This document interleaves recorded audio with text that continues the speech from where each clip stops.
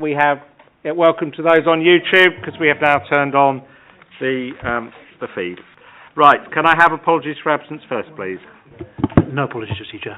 Any declarations of interest in matters coming before this meeting? Chairman. Sorry, can I say? I'm covering Councillor Brian's dead today. Oh, you are actually. Yeah, that's.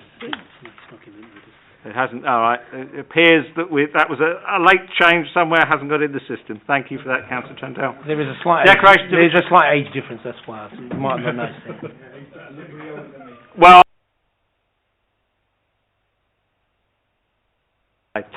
Councillor Morgan, you were about to declare an interest, or tell me you're an imposter? One of the two. Not quite an imposter, but I do have an interest in the item number 5, the Northwood Scout Hut. We had gave them some money through the ward budgets. But you will be remaining in the room and voting on the item. Yeah.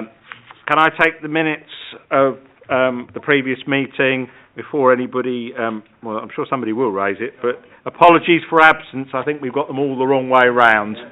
Because I don't think Councillor Oswald was substituting for Councillor Edwards, unless there's been some miraculous changes I've not been advised of. And equally, I don't think Councillor Davis was Councillor Casher was the substitute. I think we got them the wrong way round. Yeah, well, yeah, it was a very interesting evening. I appear to have missed all that interest. But with those corrections, can those minutes be approved? Thank you. The agenda we are taking is the two items that are on the head of planning's agenda. Sorry, Councillor Chairman. I've just remembered it's about the next planning committee. Mm-hmm. There's a clash on that. That's the one I was. Okay. With the cabinet. So we must. Okay.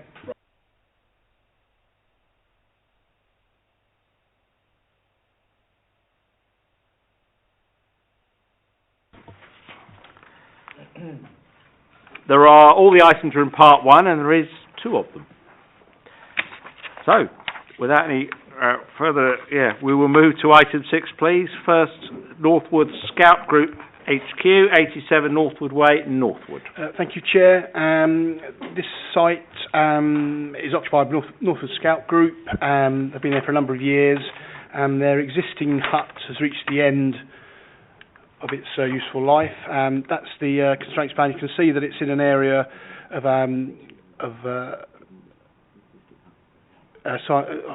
nature conservation, but not inside the green belt.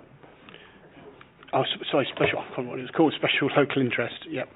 So it's next to the Hogs Back open space, which is an area of council open land, which we'll see a photo of shortly.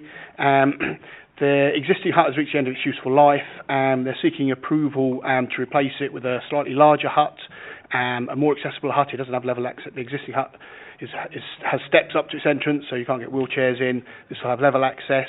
As part of the proposal, they're acquiring a 7-metre wide strip of land there from the council, or when I say acquiring, leasing, which will be incorporated into their site, and the boundary fence will be moved across.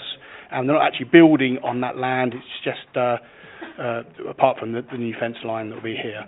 They're proposing to put a hedge along that boundary. That's an elevation of the replacement hut, so it's a wooden clad building, quite attractive, suits their purpose. There's an aerial photo, so you can see the Hogs Back open space is an area of quite extensive wood, but no trees are affected by this proposal or by the acquisition of the land. That's the elevations. That's the existing boundary. It's a rather unattractive palisaded fence. So they've drawn up a landscape specification which will plant a hedge along there that will greatly improve its appearance. So the proposed development would provide an inclusive, improved community facility, a more attractive development, with improved landscaping, and it's recommended for approval subject to the conditions set out in the report and the amendments set out in the addendum.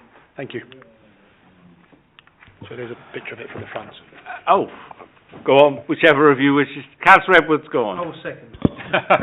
Scheme welcomed by the local people, very small amount of council land and open space taken on board. I would formally propose to go with the officer's recommendations. And I would second. Councillor Morgan, did you want to raise something before I push it through? Just before we do, knowing the age of this particular building, have we got anything in there to do with hazardous materials when they start taking I'll ask the head of building planning down? for a comment. I'm not sure he felt it was appropriate, but I'll ask James. Could you come in? We sometimes gets drawn to our attention there's asbestos on a site, but that hasn't been raised in this case. So I'm not sure that there's any need for an additional informative unless there's a particular bit of knowledge that members have related to this building that would trigger a particular concern. You okay with that, councillor? Okay. In that case, we are proposed and seconded. Sorry. I have one other question, Mr. Chairman. Go on. Concerning the hours of use. Read your addendum. It does say Monday to Saturday. Yeah. However, it still states that it'd be 10 o'clock at night. Now, knowing that the Scout Hut had been used for sleepovers by the Brownies on numerous occasions, that would preclude them from having sleepovers. Is that the intention here? No, that's a valid question. I assume these hours had been agreed with the Scouts, but In actual fact, their application form didn't have any weekends in their hours of use. They had very limited hours of use. We've actually been more generous than they asked for. So, but I mean, clearly we're not intending to prohibit them from. Can I make a suggestion then? Can I suggest that we approve this but delegate to the head of planning to amend condition 6 after consultation with Scouts? That seems eminently sensible. They need it. I don't think we're going to object, so that would seem sensible. Councillor Duncan? Yes, I think it's time to extend the hours as long as it's for something like a sleepover and not it's going to be let out for late night functions and things like we've got condition 4 already covered because it says scouting only. Yeah. That's the only thing they can use it for. Yeah, so as long as that doesn't encompass No. big, They can't let effectively it's got to be used as Scout Hut and no other purpose. So yeah.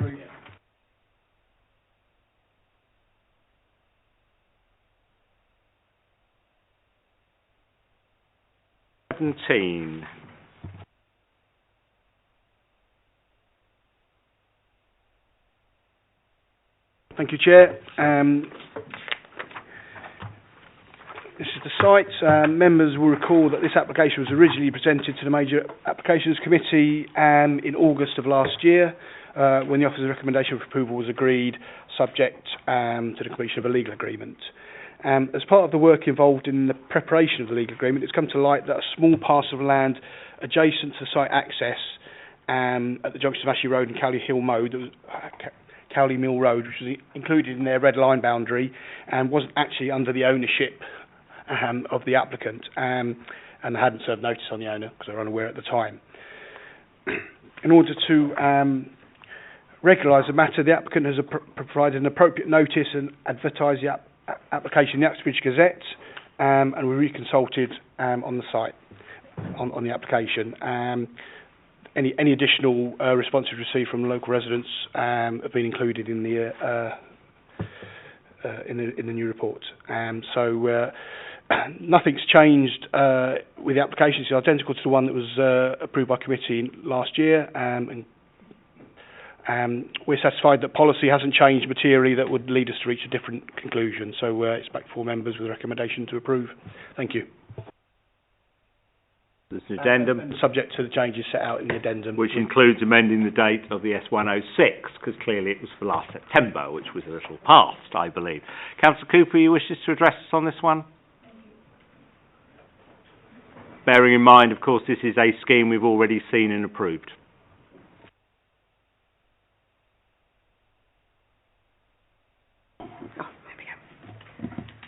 Right, thank you, Chairman. I have no objection whatsoever to the application itself. It's been approved, and that's fine as far as it goes. It's clearly an improvement on the current situation.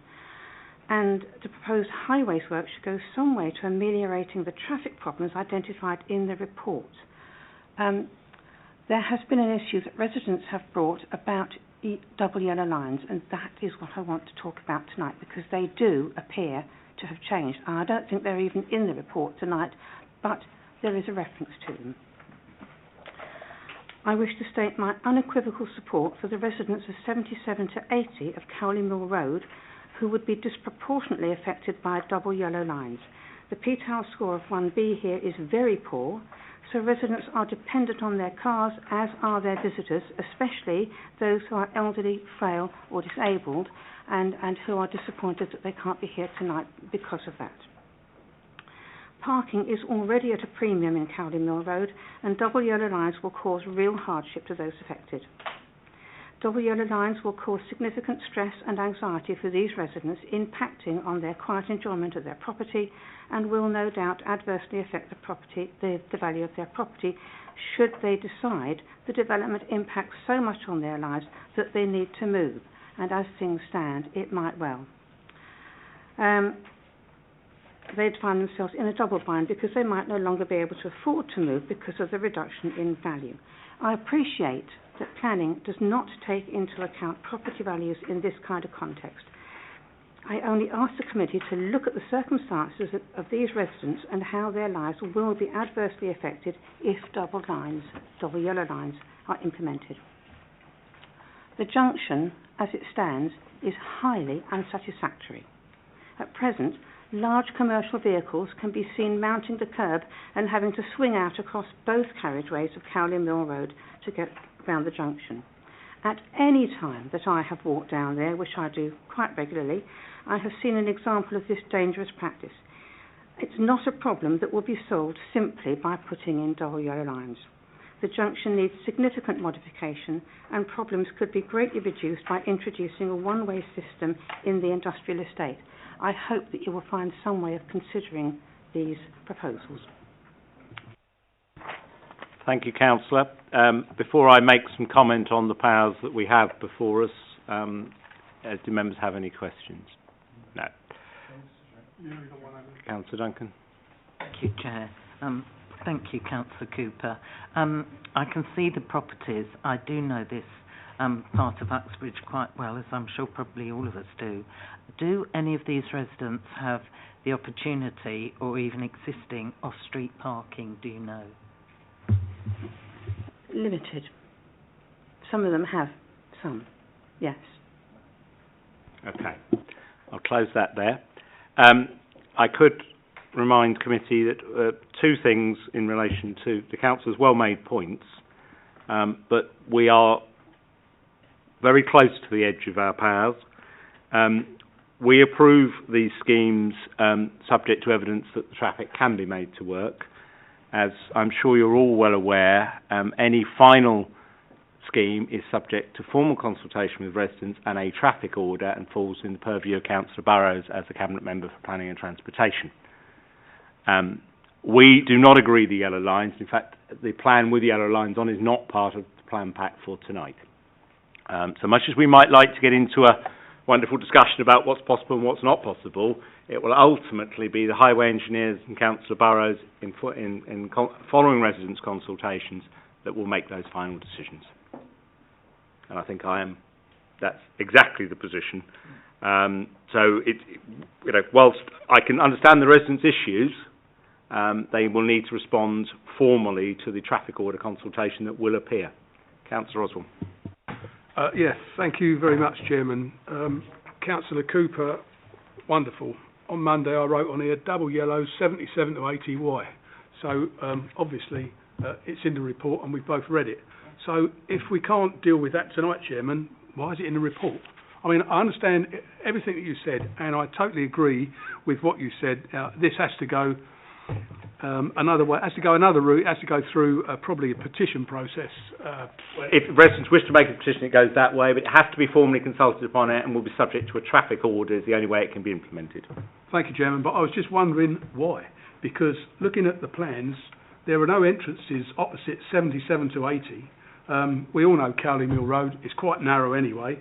So I just wondered why. But anyway, I mean, I know it's been approved and there's nothing that we can do about that. I just find it a little bit strange. But yeah. Thank you, Chairman, anyway. Yeah, I think, Councillor Duncan.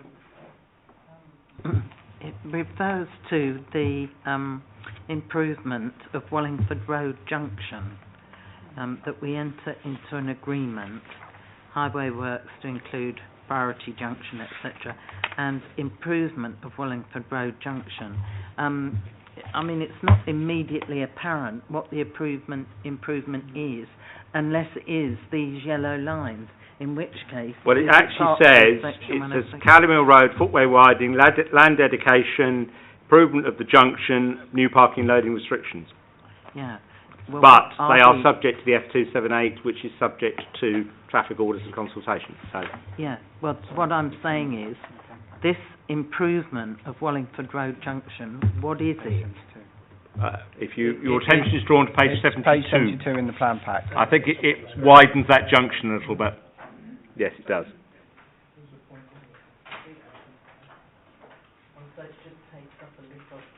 Yeah, it just makes that junction a little bit wider.